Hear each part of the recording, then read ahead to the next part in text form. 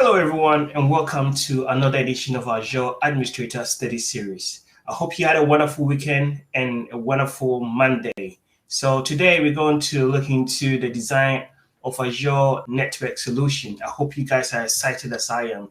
You see the wonderful Sir David, as always, is going to do marvelous work going through all these network service. So stay tuned. David, over to you. I'm not sure what you mean by wonderful. You know, I'm so wonderful. You know that, right? No, I don't want to be that guy. No. Oh, you know that guy, right? That guy is mean. That guy is super mean. The way he talks to business founders, that's where your business is going to die. Yeah. Yeah. So it's all like that. Yeah, it's very hot over here. I'm not sure how it's like really where people are joining from. I think after this session, I should go. I'll definitely have to take a shower. I bet you have a gym session after this, right? Yeah. I've got to go do some weightlifting and the other stuff with a personal trainer. It's gonna be intense. No pain, no gain, I guess. Yeah, but here's a very interesting thing. That's a very, very interesting thing. We had Sarkovi and myself. We had like a gym session yesterday where we did some weightlifting and some cardio together. And it's so very interesting, Sarkovi. Do you know that when I measured my weight this morning, I lost more weight than I normally do? Which is strange because I thought I had a lot more yesterday. So I thought I had a lot more yesterday. I thought I was going to not lose that much. But then I got on the scale this morning. I think I lost maybe minus 0.45 kg.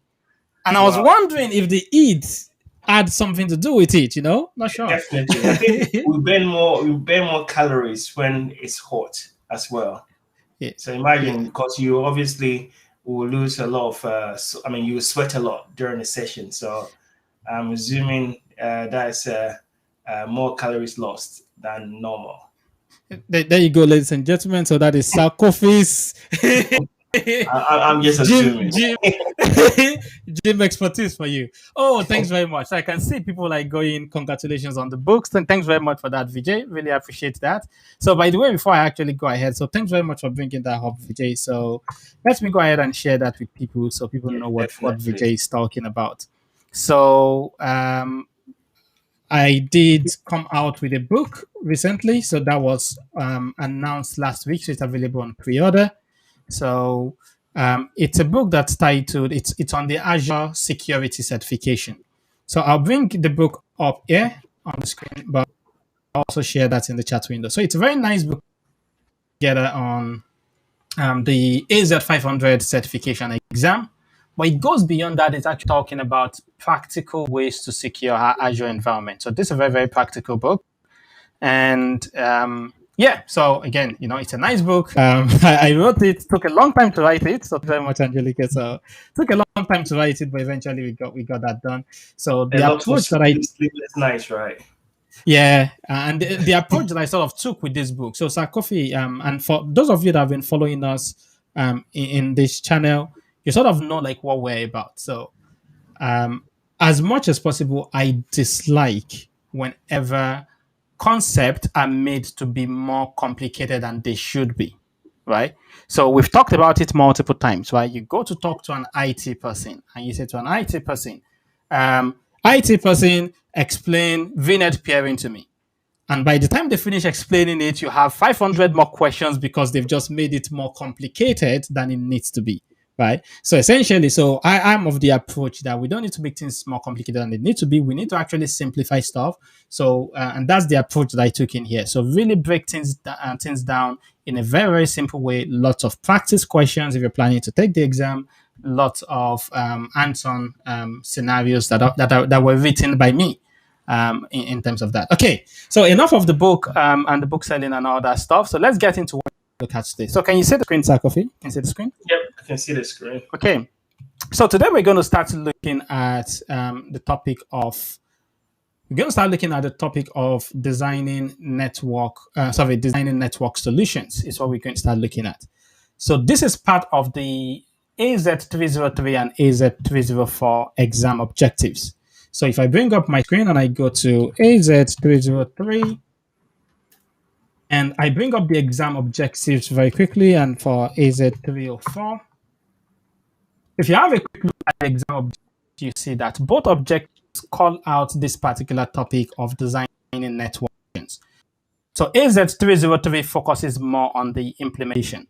So for those of you that watch the Azure Administrator series that we did earlier, I'll strongly recommend that you watch the networking aspect of that series, because a lot of the things that the AZ303 certification exam expects you to know, we covered those in the Administration Life Study series. So if you have a look at this, for example, and if you have a look at what you're expected to know if you're going to be writing the AZ303 exam. By the way, they're going to update this week.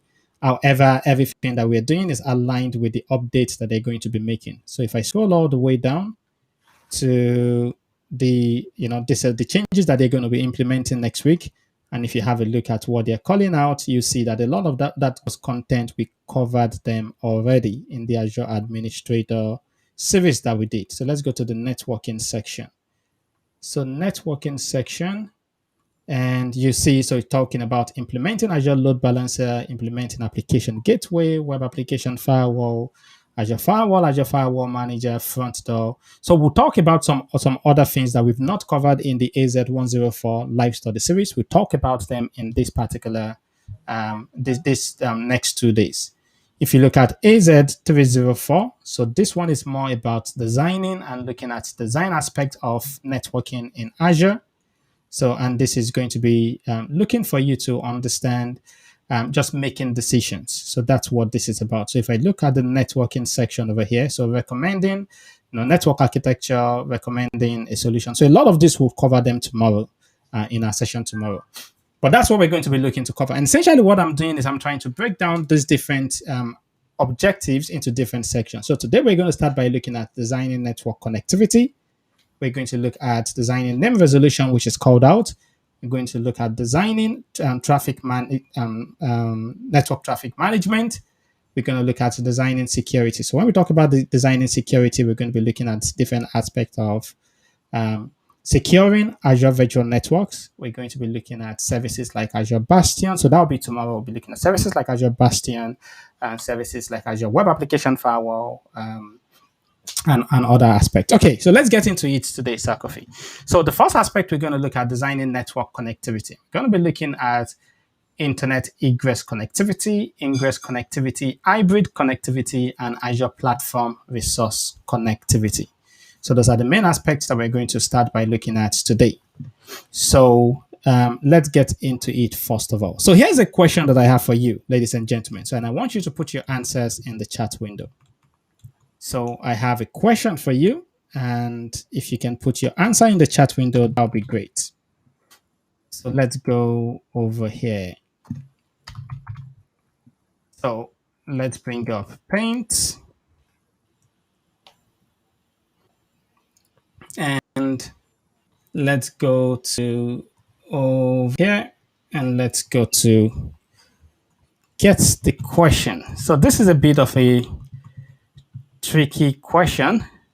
It's actually not tricky, but I just want to test how confident you are about your Azure networking. So have a look at this. So let's look at it, and then I'm going to have a few seconds to answer, and then I'm going to move on. So you have a virtual machine in Azure. The virtual machine's network interface has an associated public IP address. There is no network security group that is currently associated with the virtual machine or the subnet of the virtual machine. You attempt to connect to the virtual machine's management port through the public IP address. Will this connection be successful? So you have A, yes, B, no, C, insufficient information. So you have a few seconds. Let's give it about 30 seconds for you to answer. So put your answer in the chat window, ladies and gentlemen. So here is a scenario for you. You have a virtual machine. So you can see Angelica says yes. Yes. Yeah. So any other answers? You can see Oyebola says yes. Any other answers? Awesome. I can see everybody, everyone went for yes. Awesome. Awesome. I think that we'll go ahead and just view that. So you are all correct. The answer to that is yes. So essentially, if you have a virtual machine resource in Azure and virtual machine resource as a public IP address, and you do not have any network security group associated with it, by default, that's going to open every single port. So the connection will be successful because no port is going to be restricted. So that's good. So well done. Well done for that. So back to what we're talking about. So we're going to look at it. So internet communication, internet connectivity first. So when we talk about internet connectivity, what are the options that we have? So the first thing to talk about here is that outbound traffic or outbound internet communication between our virtual network resources in Azure and the internet is allowed by default. So what that means is, Sakofi, if I have, let's say, an application server as shown in this diagram with a network interface, by default, if I do not make any changes or any modification, this instance would be able to communicate directly with the internet without me having to make any change. So that's the default behavior, unrestricted outbound communication.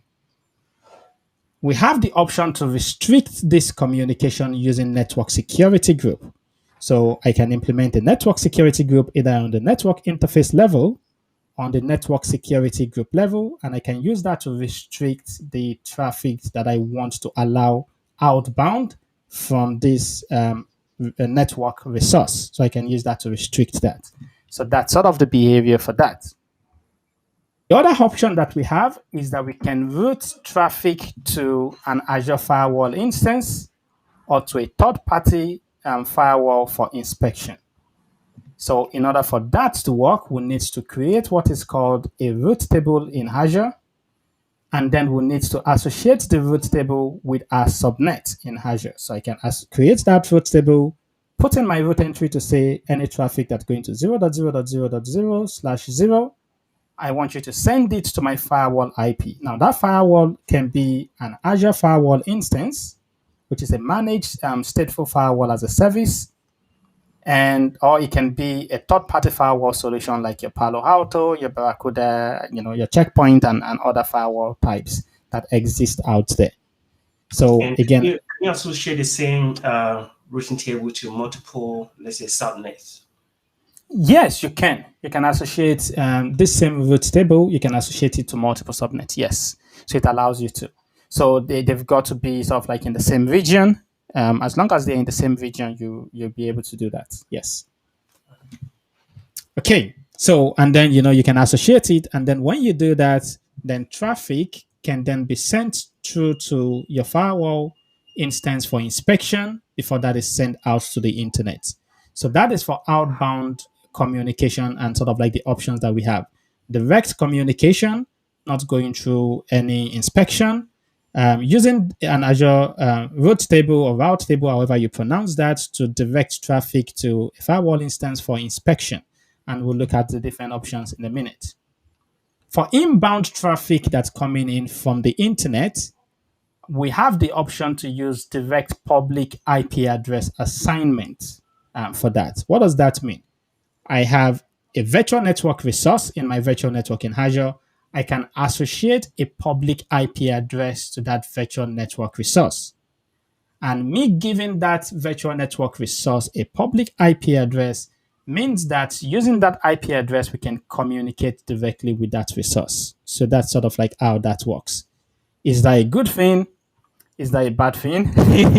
You need to have some governance on this in your organization, right? Because that can be very dangerous, right? It can be very dangerous because you can have, for example, in your organization, you could have maybe like, let's say, a firewall where you have like all your security and governance policies all configured over here, right?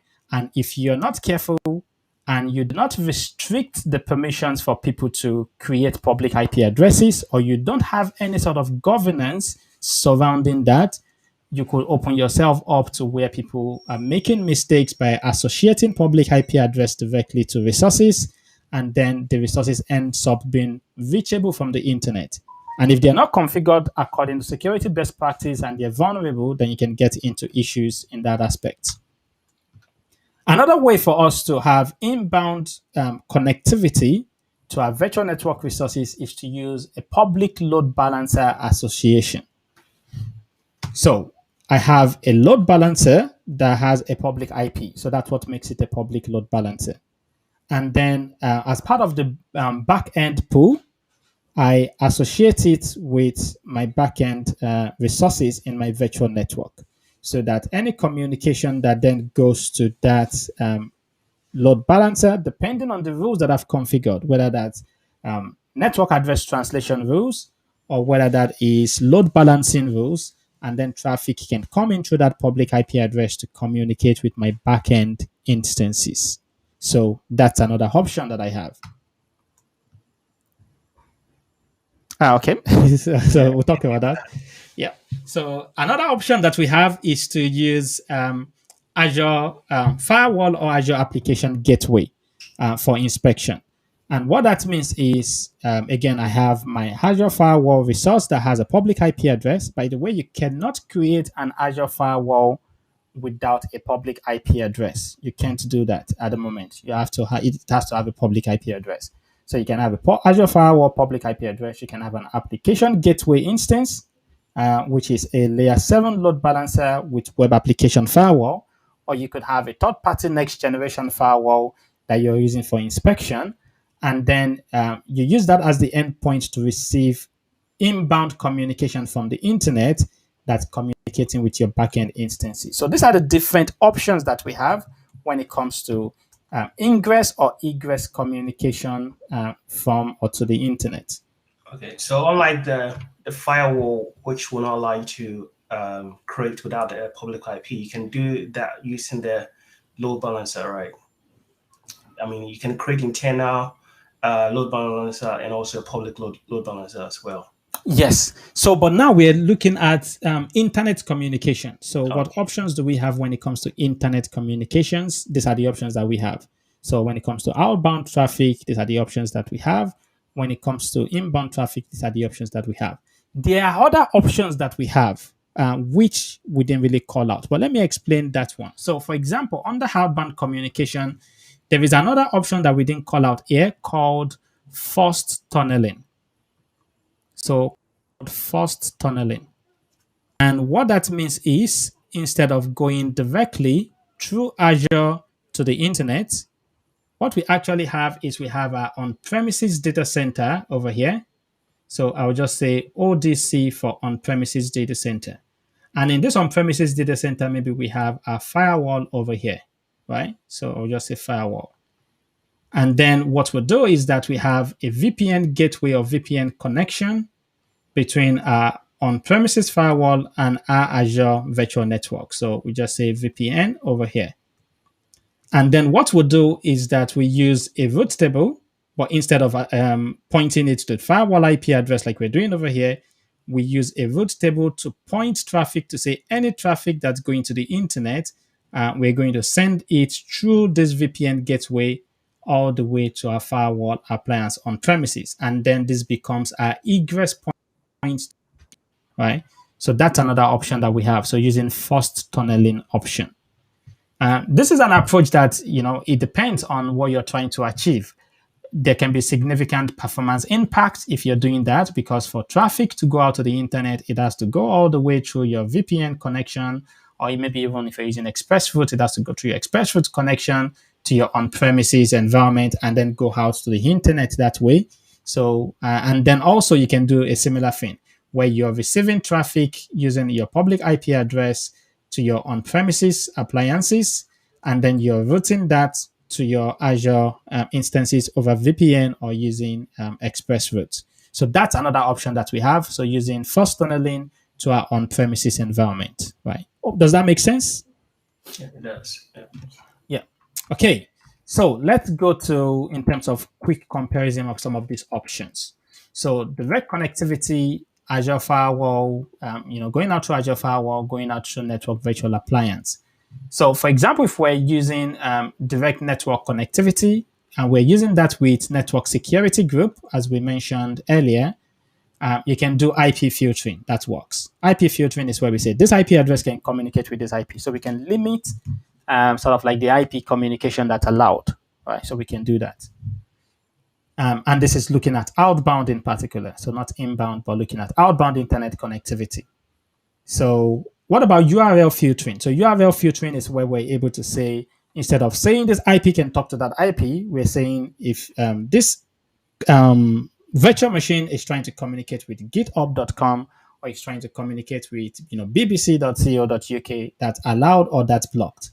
If you're just doing direct connectivity, which is direct outbound network connectivity, and you're just using network security groups, so you can do URL filtering. If you're using Azure Firewall Standard, you can do URL filtering. If you're using Azure Firewall Premium, you can do URL filtering, and also for network virtual appliance, which are your third-party next-generation firewalls, can also do that. So what about web categorization? So web categorization is where we're able to, so instead of even saying, URL by URL, we're able to say categories. If you're going to a URL that is categorized as business, you can communicate with that. If you're going to a URL that's categorized as, let's say, gambling, then you can go there. If you're going to a URL that's categorized as, gold, right? So that won't be good. Kosakofi needs to get to his gold site and all the stuff. So you can allow outbound connectivity based on web categorization. That's only possible using Azure Firewall Premium and using network virtual appliances. In other words, your third-party next-generation IP addresses. So I think that is a question there from Angelica. Yeah. So Angelica was asking whether we can cover the governance, and I just posted a message there that we did cover this one last week. Yeah, so we made some references to governance last week in some of the points. So governance is one of the aspects that you're going to see that's going to come across in many of these different objectives. Because even as we talk about networking, there are certain things that we're going to talk about that's going to be classified as governance. As we talk about, different topics, there are different things that will be classified as governance. Okay, so I can see Adeojo asked a question. Yeah. Yeah. So can we do inbound TLS inspection using Azure Firewall? No. So it's a full-fledged firewall, but you cannot do TLS inspection. Yeah. So for inbound, you have to use application gateway for that. So Azure application gateway. So that's one of the differences in terms of using Azure option versus using a third-party next-generation option. So for example, with Azure option, there are certain outbound capabilities that you get with Azure Firewall. If you're looking for certain inbound capabilities, you get those with application gateway. Now front door can do that as well, right? Sorry? Azure front door can do that as well.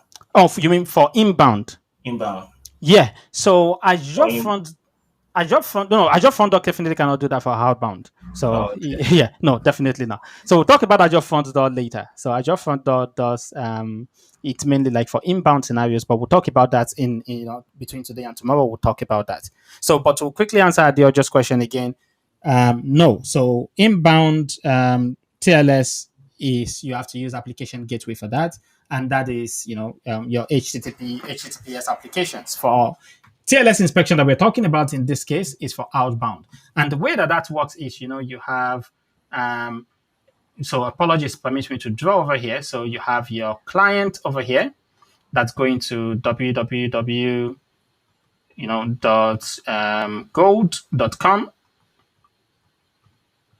And in the middle of that, you have Azure Firewall.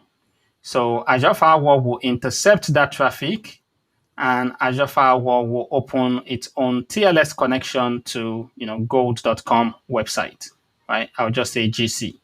So it will open that. So when the TLS handshake, the initial TLS handshake is happening, and the initial TLS handshake comes back to Azure Firewall generates its own certificate, uses its own certificate for the backend. So which means this backend client needs to trust the certificate used in Azure Firewall. So then it's going to then use that. So essentially, there's a handshake between these two, and there's a different handshake between these two.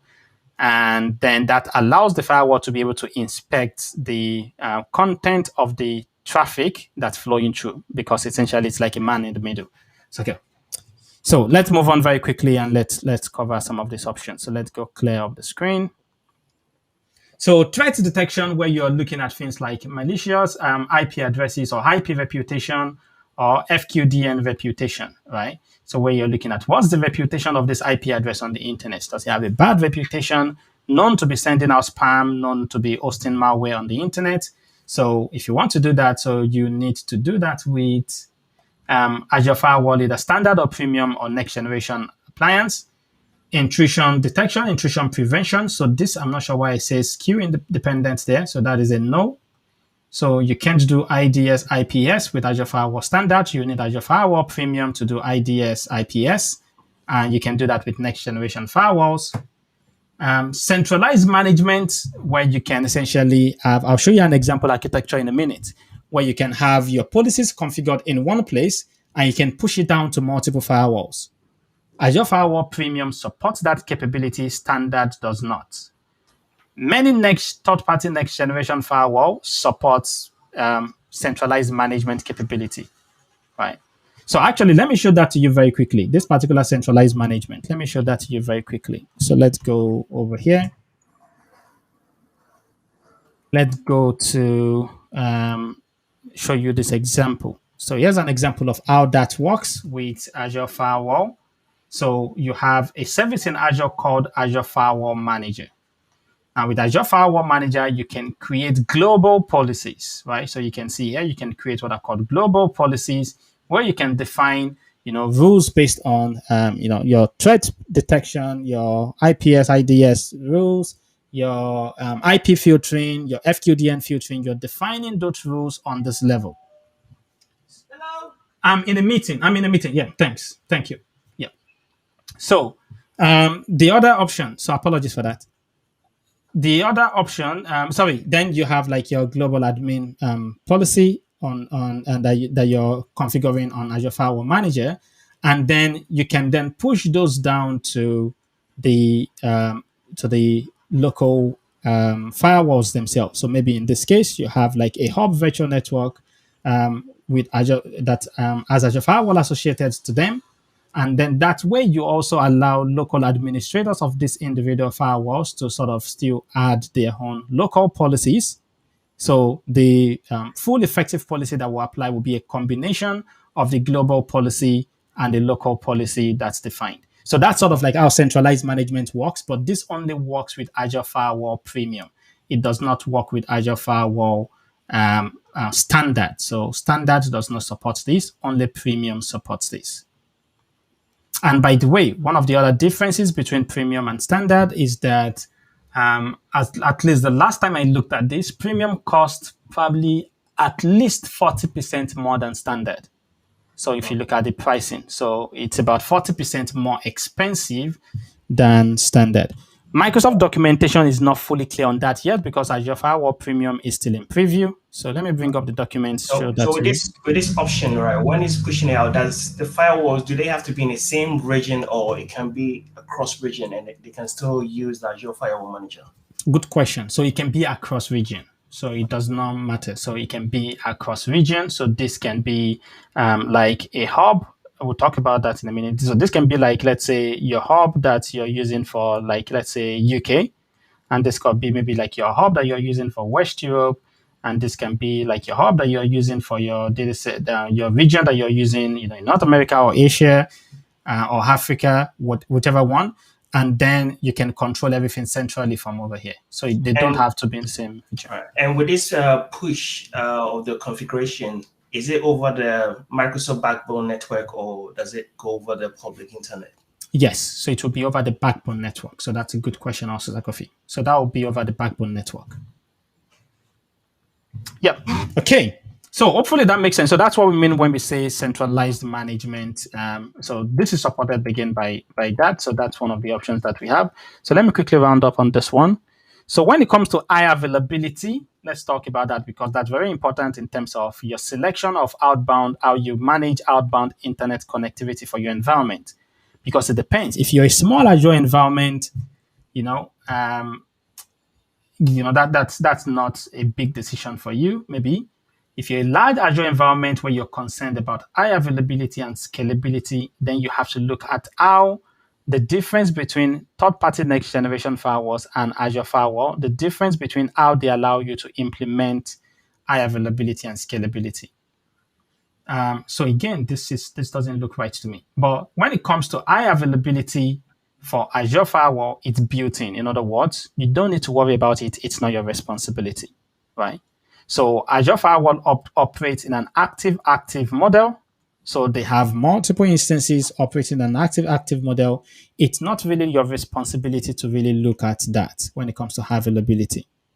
But if you're using a third-party next-generation firewall instead of Azure firewall to manage your outbound network connectivity, then that's something that you have to build into your design in terms of how you do high availability. And there are different options that we have. So this can get a bit complicated depending on the options that you have. So what I'm going to do is I'm going to show you a very, very clear document that Microsoft has depending on the scenario that you're building. I'll share that document with you, and I'll also share. Bring it up on the screen here. Before you do that, let me bring up a few questions that we got here. Adigio said, would certificate come from private or public CA? So I believe he's talking about the man in the middle. When the firewall is in between the connection. Okay. So good question. So it's one that so it can be from a public CA or a private. So actually, you know what am I saying? So if we from a private CA. So if you from a private CA that you need to upload.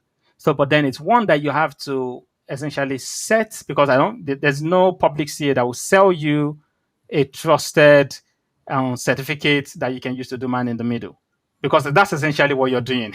You're doing man in the middle, right? So because so the way that this works, let me bring up this one. Let me bring this up very quickly. So you see the reason why it has to be a private CA. So it can be a public CA. Yeah. So because otherwise that means that essentially you can use that to do man in the middle for anything. So that's dangerous. Yeah. So let me bring up like this nice document that I highlight. Let me bring up this document very, very, very, very quickly. I'll be quick. I'll bring this up, and I'll also share this document with you in your chat window so that you can refer to it. So let's go to, okay, yeah, found it. So let's bring this up. Oh, it's a bit small. Okay, let's expand it a bit. So hopefully you can see that a bit. It's a bit small, but hopefully you can see that. So you can see, so connection, so you're going, I'm visiting this website. Connection goes to the Azure firewall.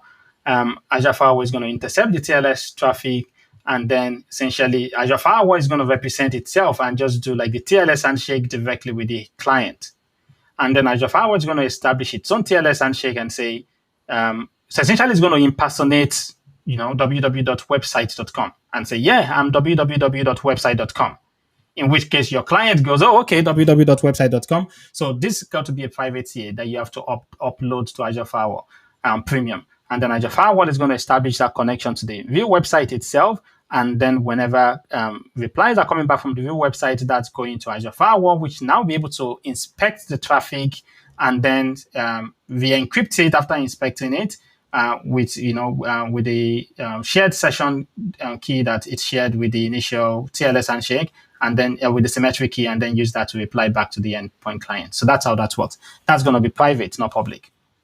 Okay, so we're talking about the considerations that we have to have if we're going to be using third-party firewalls for outbound internet connection in an Azure virtual networks. So again, this can get very complex very quickly because there are different scenarios. You have to ask yourself, if you have a look at this diagram and this document that I'm sharing, let me, by the way, put this document in your chat window so that you can refer to that. Let's go to the chat window over here. So I put that in the chat window now. But let's go to that document. So you can see, it's like, what do you want to achieve is the first question. Are you talking about you want high availability for ingress only? Are you talking about you want high availability for egress only? Are you talking about you want high availability for both ingress and egress? Just so you know, the more requirements that you have, the more complex it begins to get in designing high availability for third-party next-generation firewall in an Azure virtual network. So we're not going to see everything. I'm just going to show you an example of that. So let's have a quick look at some example architecture for ingress high availability for next generation firewall in an Azure virtual network very quickly. So these are the sort of things that you don't have to worry about when you're talking about using Azure Firewall Premium, for example. So have a look at this. So this is talking about ingress only. Now, Sarkofi, you can see that this is a bit straightforward. So let's go to copy that image and let's bring up this image over here. Let's go.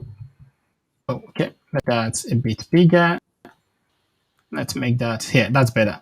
So if you have a look at this scenario, what essentially you're using is you're using Azure Load Balancer for this. So you have an Azure Load Balancer over here, and you're then using the Azure Load Balancer to distribute traffic to your third-party next generation firewalls, right? So, but then the question that you have to think about is you're doing this on a port-by-port basis, right? You're saying if traffic comes in on port 80, I want you to send it to my backend instances, on port 80, which is my firewall, right? Which you can do that. So that makes sense for ingress, right? Because ingress, you can select the port that you're really allowing and all that stuff. But for egress, it's a bit more complex than that, right? Because for egress, imagine Sarkofi, you have to design egress architecture, and you have to do it on a port-by-port basis. Yeah, that'll be the lot. Yeah. Yeah. So I'll give you an example. So for example, whenever my client over here wants to send traffic out to the internet, what port will he use for his source port? He wants to send traffic to port 80 on the internet. What port will he use as his source port? I think those will be random. Exactly, it's going to be random. So imagine now you now have to use Azure Load Balancer for your egress scenario, and because the port that is going to use the source port is going to be random, right? And then you're going to be saying, anything that's coming from. So essentially, that can be a bit complicated to sort of design for that scenario if you're doing that. However, Microsoft has a capability called HA ports, which is HA port architecture. So HA port architecture means high availability port. In other words, load balance every single port.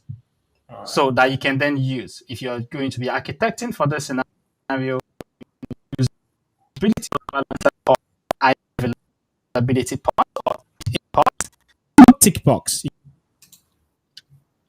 can go and then you can every single port that flowing through that. So you can see an example of what that looks like if you look at this diagram. So essentially, the entire ports 1 to 65535, TCP and UDP, and it's going to load balance them across a pool of next generation firewalls. So does that make sense? Yeah, yeah. Yeah, so traffic is coming from it's coming to the load balancer, but now you have your load balancer configured with HA ports, and then HA port will take any port, and then your load balance any port, every port across all of that, right? But then you get into other issues in terms of what happens if traffic goes out through this firewall, and then when it's coming back through this firewall. You get into those sort of issues. So we don't have time to go into all those, break all those out down for you today.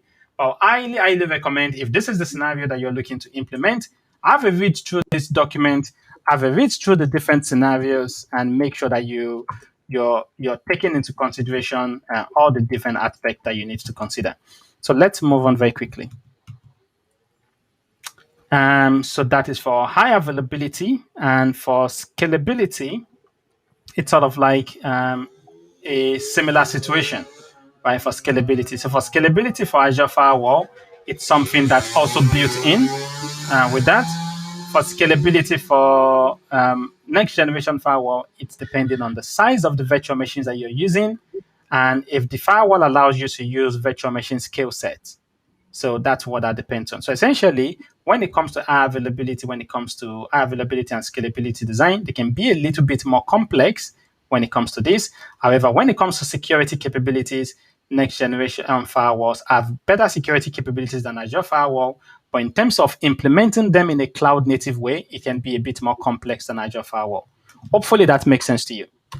So here's an example sample architecture. Here's an example architecture in terms of outbound connectivity in Azure Virtual Network. So this is an example architecture for a hub and spoke architecture. So here you have like your spoke virtual networks where you're running your actual services within that.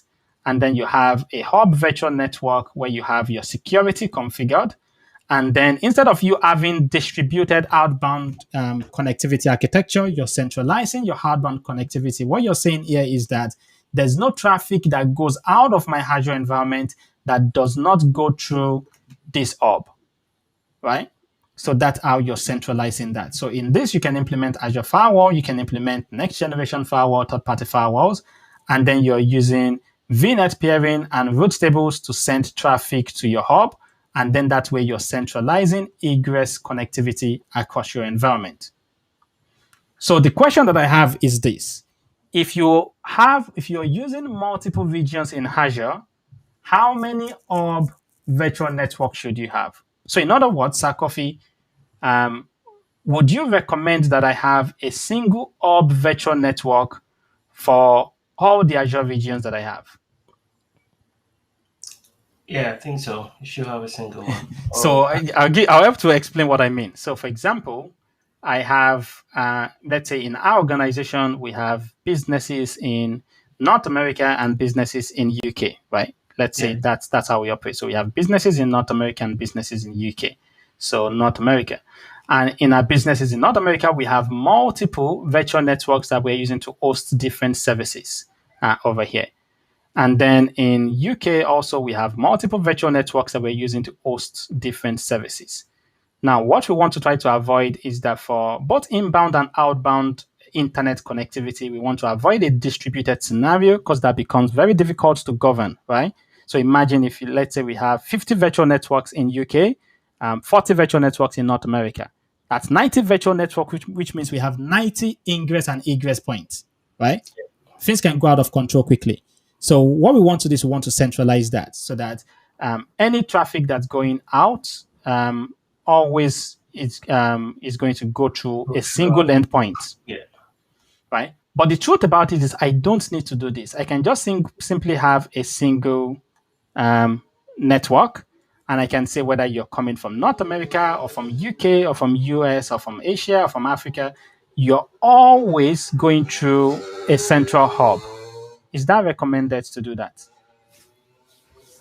So everything goes through one hub. Yeah. So, regardless of where you are across the globe, regardless of where your network is located in Azure data center. Is that a good idea?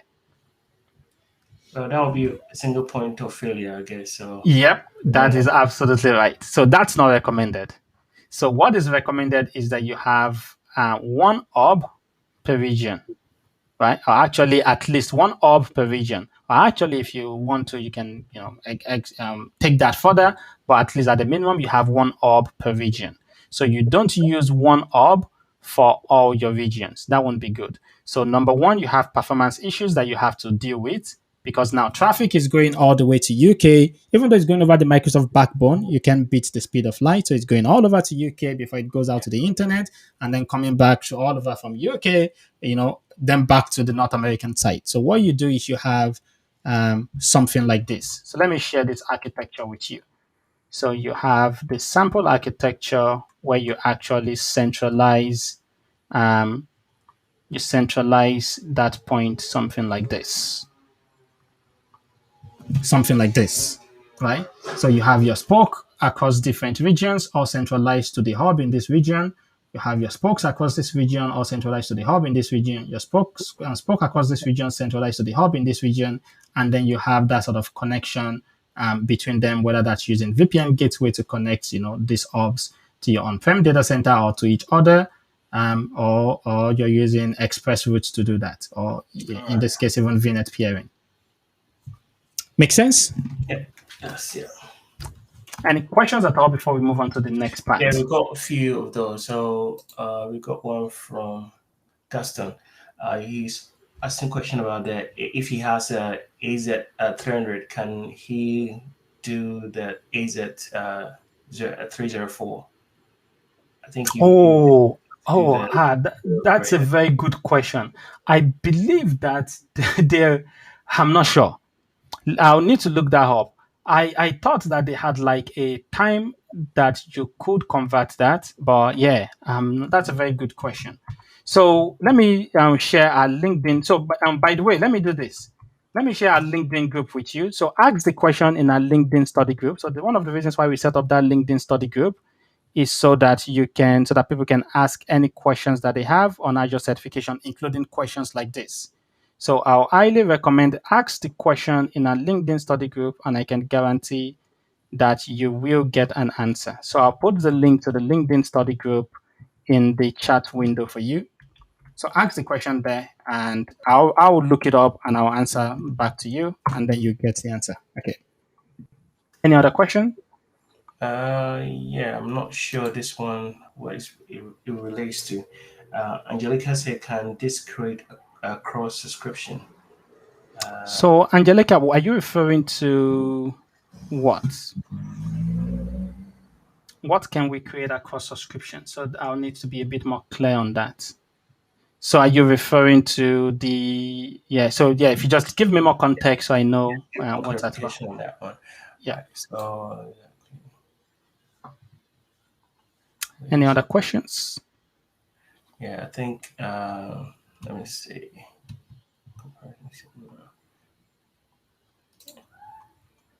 Go on. Have you completed Azure Administrator Study Series? So I think with this one, we did complete the 104, 104 few some months ago, and we're now obviously looking into the 303 and 304. So in terms of the studies, I think it's ongoing. So it's still going. Yeah. Yep, that's true. So that's still going on and stuff. So the solutions architect is what we're currently doing. So we completed the administrator series, but they are all recorded.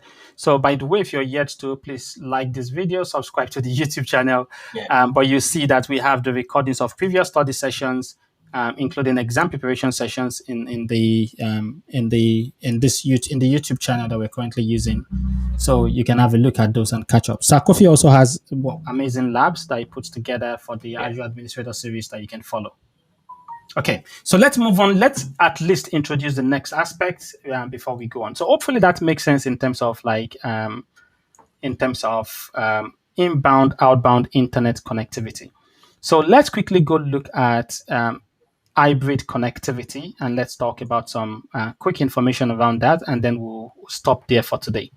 So when it comes to hybrid connectivity, there are certain key points that we want to bring up over here. So let's go to hybrid connectivity and designing for that, designing for hybrid connectivity. So just get ready. We're going to get into a bit of some networking stuff over here. So apologies if you're not like a networking person, but it's useful information for you to know, for you to be aware of. So I'm going to start first by looking at express routes, and we'll come back to VPN gateway and others, and then we'll compare both of them together like we did for the outbound internet connection, and we'll compare both of them so you see what one has and what the other doesn't have. When it comes to hybrid connectivity, we're really talking about either we're using a VPN gateway, the Azure VPN gateway, or a third-party VPN device, or we are using Express Routes Gateway. So those are the different options that we have. So to start with today, we're going to look at Express Routes. We're going to pick it up from there tomorrow, and then we're going to talk about the other aspect of designing network solutions. So Express Routes, we're going to get into a bit more details. So just be ready for this. So it's private connection between our on-premises network and Microsoft's data center. So, and the connections don't go over the public internet.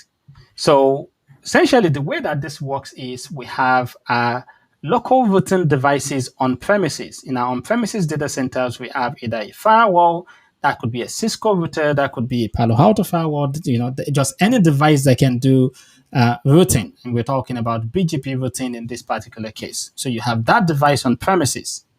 You have your gateway subnet in your Azure virtual network. So you create a gateway subnet and you have your express route gateway deployed into that subnet.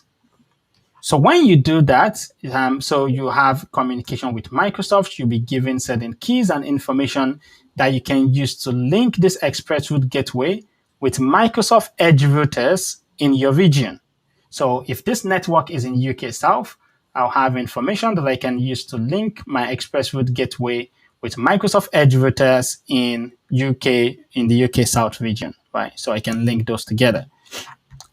I'll also need to have a relationship with an express route an express route provider, which can be either through direct ISP relationship, or maybe another ISP that has relationship with an express route provider, right? So I need to have that relationship with them.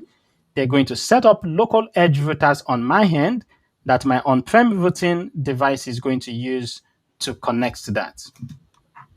And then we have the express route circuit that's going to link the Microsoft Edge routers with the local Edge routers on this case. So that's a quick overview in terms of how that works. But let's look at that in a bit more details, because there's a lot of details than what we've talked about like in the past. So let's look at this, for example. So let's look at starting with this. So one of the first things that you need to know is that with express routes, the connection can be used not just to connect to private virtual networks in Azure. The connection can also be used to connect to Microsoft public cloud services, right?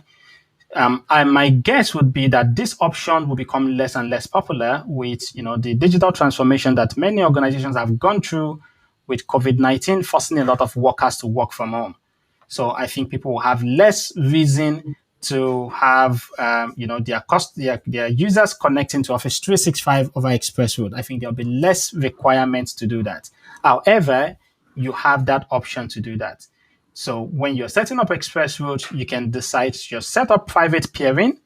In other words, you're going to set up BGP network information sharing, and that's going to share information about your private network in Azure with your express route routers on premises. Or you can do Microsoft peering. You can do both. When you set this up, you can also specify the size of the bandwidth that you want in terms of the connection between Microsoft Edge and the partner Edge. And there are different options that you get. So the higher the option that you go for, the more in terms of what you pay. So, you have the 50 megabit per second, 100 megabit per second, 200 megabit per second, and other things. So talking about this, there are two main things that we pay for Express Route. We pay for the bandwidth that's allocated to us. So this is reserved bandwidth that's allocated to us. We also pay for data transfer. So there are two main things that we pay for. We pay for the bandwidth that's allocated to us. We also pay for data that's transferred. When it comes to data that's transferred, there are two ways that we can pay for that. We can pay for unlimited data transfer, which means I want 50 megabits per second and I'm going to prepay for unlimited data transfer. In other words, don't charge me, based on the data that I'm transferring on a day-to-day basis. Just charge me a large amount upfront, and that covers any amount of data that I want to transfer. So that's an option. Another option is you pay for the bandwidth that you want allocated to you, and then you pay for data transfer on a pay-as-you-go basis, right? So those are the two options that we have when you're doing that. But just keep that in mind in terms of, because that comes to your architecture. So apologies. Let's get rid of that. Express route pricing. So apologies, I'm talking very quickly because I'm looking at the time and I don't want us to go above time. But let me bring this up very quickly so that you see the different options that I was talking about. Okay, so if I scroll down over here, and let's see. So you can see, for example, if I pay 50 megabit per second bandwidth, I'm going to be paying that price. We'll talk about the difference between standard and premium in a minute, because similar to Azure Firewall, Express Route also has standard and premium. We'll talk about the difference in a minute. But you can see if I pay for standard, I pay that price, and then that also covers inbound transfer that's included, but outbound data transfer it's not included, so I have to pay for that on a pay-as-you-go basis. But if you scroll down, you're going to see what the pay-as-you-go basis is going to be. So, depending on what they do is they group the different locations into what they call zones. So zone 1 data transfer cost is less than zone 2 data transfer cost. If you're looking at what's the zone of my location, just look further in the document and you're going to see what the zones refer to. So they're going to break it down and say which zone, which location is which zone. So that's covered later down in this document. We actually describe the zones. But again, I'm out of time now, so I'm talking very quickly, so apologies for that. So you can see also like the option that I talked about, which is unlimited data plan. So in this case, you pay for that, and then either you're paying for standard or premium. You can see that that's going to cost you a bit more, but then you don't have to worry about how much data transfer that you're transferring outbound, because that's all covered in that cost that you're paying for. I'll just share one more information, so apologies, just one more information, and then we'll pause for there today, and then we'll come back to pick that up from there tomorrow. So some quick information to quickly mention.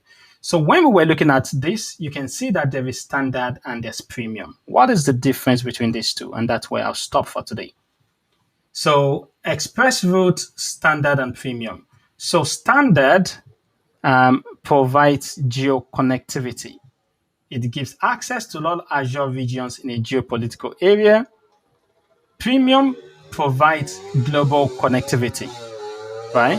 So it has VNet link with express route circuit in another region. And so what's this talking about, right? Let's quickly explain what this is talking about. So I'll give you an example. So for example, like UK is in Europe, right? Sarkofi, That's right, yeah. If I select standard, and let's say I have my virtual network in UK South, right? I can use my express route circuits that I have over here in UK South. I can use it to connect to other Azure regions in the same geopolitical area. So I can use this to connect to other Azure regions in West Europe, for example, and other Azure regions in that. But I cannot use this express route circuit in UK South to connect through this to a virtual network that's in, East US, for example, right? Does that make sense? Yeah, it does. Yeah. So it's limited to a geography. So you can only use that express route within the range of a geography, right? And that plays an important role when we start talking about how you design for high availability. So this is where I'm going to stop for today. I know I've said that a few times, but this is where I'm actually really going to stop for today. Because when you start designing for disaster recovery and high availability for express routes, if you look at an architecture like this, you see an example where that comes in. So for example, you see a Sarkofi that, so let's say this location is in, let's say this is UK South, right? And let's say this is East US. You can see that we have express route circuit over here, but this express route circuit is connecting to my virtual network over here, and it's also connecting to my virtual network over here. So, Sarkofi, which skill does this express route circuit need to be for me to be able to implement this architecture? Standard or premium? So, since this one is going from East US all the way to UK, so that means you have to go with the premium. Exactly. So essentially, the skill that we go for also has an impact on how we can architect for high availability and disaster recovery with express routes, right? Because standard is limited to a single geography, whereas premium allows us to be able to design for this sort of scenarios where I have this express route circuit and I'm using it to connect to my virtual network in East US and my virtual network in West Europe. And then that way I can have multiple redundant paths, right? So for example, if something were to happen, and you can see different paths that highlighted here. So something were to happen, I can go over through this connection to connect directly to that location over there. If that's wrong and that's not working properly, And let's say something were to happen with this particular one, I can go over through this one to connect to my network over here. Does that make sense? Yeah. Right? So then you can have multiple paths. But in order for you to have the full flexibility, you need the premium version of Express Route to have that full flexibility, which, as you can see on the board here, is more expensive. So, okay, so we'll have to stop there today because we've gone over time. Yeah, that's great. Let me bring up this question. So we got a question from Gaston. He said, are there operators that provides this express route in any part of Africa? So yes, they have. So let me go to Express Route providers. So Oh, I'll yeah. bring up this. All right, that's great. Yes, so they had definitely. So So you need to have it. You need to use one of these providers. You cannot use any other. so what happens is that what you find is that there are other. So it's similar to like ISP. So for example, some you may not be dealing directly with BT, but you find that you're still using BT network, Oh, right? yeah. So your ISP still can have relationship with another one and stuff. So what you also see, Sir Kofi, what you also see is that, let's see, 1 minute. Okay, so by the way, I'm not going to just bring up, let me quickly just go to that. Um, oh, okay. So that's a very interesting one. So I used to think that there is a provider for Africa, but I did not see any. So very, very good point. So that's a very, very good question. Hey, so I'm looking at the different providers that exist over here, and I've been searching for that, and I can't find any where it says location South Africa. So actually, I can't find any location South Africa. So it seems as if you're using like the South Africa region, you probably have to have your express connectivity in Europe. So yeah, so you'll probably be less popular then, because then if I have to go all over to Europe in terms of my express route points, then why don't I just use dynamic VPN then? Yeah, so that's so apologies, Gaston. So yeah, it does not. So there's not. I can't even find any for South Africa, Gaston. So there's none for South Africa. So I'll share this document with you. So it doesn't seem that there's any. So apologies. So there's none. Apologies. So service provider, none in none at all. That's okay. Bit of it. That's interesting. Okay. If there's no other questions, I think we can stop there for today and we Yeah. can pick it up from there tomorrow. All right. Thank you guys for joining this session. So, Sir David, wonderful thanks to you for going through this content with us. It's been amazing.